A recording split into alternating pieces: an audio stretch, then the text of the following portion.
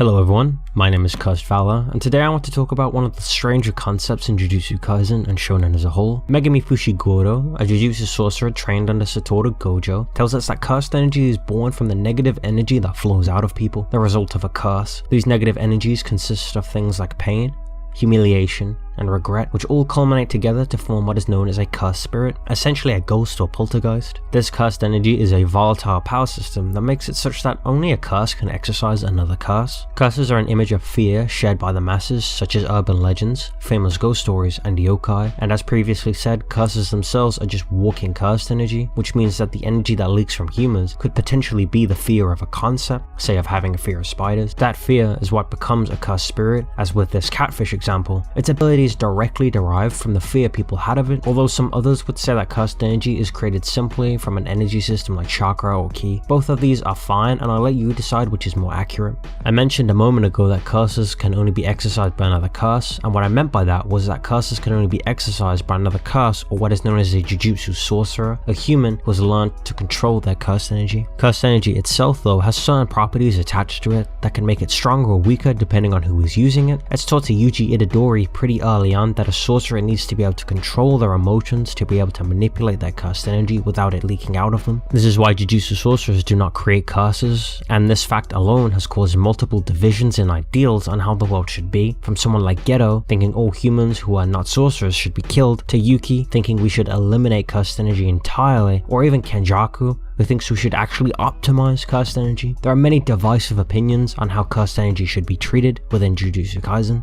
A sorcerer has multiple ways then of becoming stronger through cursed energy. The first is cursed energy volume, how much cursed energy they possess. A good example of this is Yudorikatsu, who while being physically quite weak has such a massive volume of cursed energy that he appears superhuman by enhancing his body with cursed energy, known as cursed energy reinforcement, reducing the damage he takes and increasing the damage he outputs. The size of Yudorikatsu's cursed energy is considered bottomless, kind of like your mom. The next way a sorcerer can improve their cursed energy is simply by acquiring stronger cursed energy, such as the case where Yuji consumed the finger of Ryomen Sukuna to acquire stronger cursed energy after being told the cursed spirit they were facing was trying to do the same thing. Another way of improving your cursed energy though is through cursed energy output. This is how much of a sorcerer's cursed energy they can, well, output at any given time. Ryu from the Culling games was especially good at this, as despite having less cursed energy than Yuta, who we mentioned earlier, was still able to push him to his limit with how brilliant his cursed energy output was. And the last main way a sorcerer can achieve even greater heights with cursed energy is by improving their control over it, the manipulation of the cursed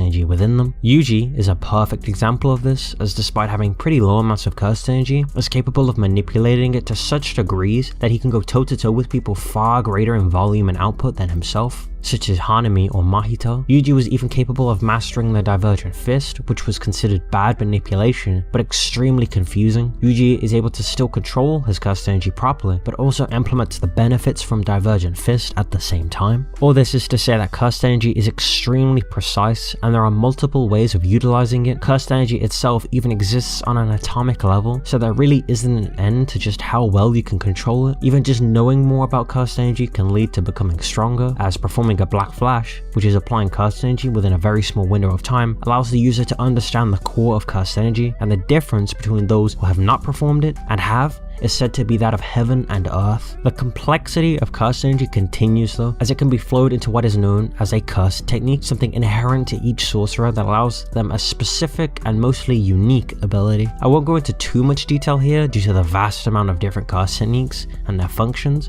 but suffice to say that cursed energy is capable of bringing things into reality or changing reality itself when utilized by a cursed technique. Another unique trait of cursed energy is, well, cursed energy traits. A cursed energy trait is something that's unique about that specific sorcerer's cursed energy. For example, Kinji Hikari's cursed energy is said to have an edge, which causes pain no matter how little or how great of amount he uses on you. Or Hajime Kashimo's cursed energy, which functions extremely similarly to electricity, even sharing a lot of its properties. The ultimate way cursed energy can be used though is through using it to create a domain expansion. Think of a domain expansion kind of like a Nikocado avocado. Its size rapidly expands until it can encompass almost whole cities like when Ryoma Sukuna's domain covered a large section of Shibuya. A domain expansion is created by projecting your mind onto reality, constructing your actual mind in reality through cursed energy, creating a new space entirely. This consumes a massive amount of cursed energy, but is believed by pretty much everyone in Jujutsu Kaisen to be the definitive end of any fight, as surviving a domain expansion is nigh impossible without expanding your own. There are multiple different types of domain expansion and types of countermeasures to domain expansion, so if you want to see those in maybe a different video, let me know in the comments. Cursed energy is one of the more complicated power systems when it comes to shonen due to the massive variety of things that it can do and how no two people really use it the same way. Even the previously mentioned domain expansion and cursed technique can be changed based on interpretation of the technique, and with how cursed energy is born from the mind, I think it's safe to say that cursed energy may function differently depending on how it's interpreted, and there may be no theoretical limit to that interpretation, although that is entirely speculation on my part. Let me know what you think about it. With that being said, we come to the end of this video. If you like this video, be sure to like and subscribe and stay tuned for future content. I know this one was a little on the shorter side, but I still wanted to get something out while I work on much bigger projects, so stay posted for that one. My name is Valor, and I hope you have a wonderful day.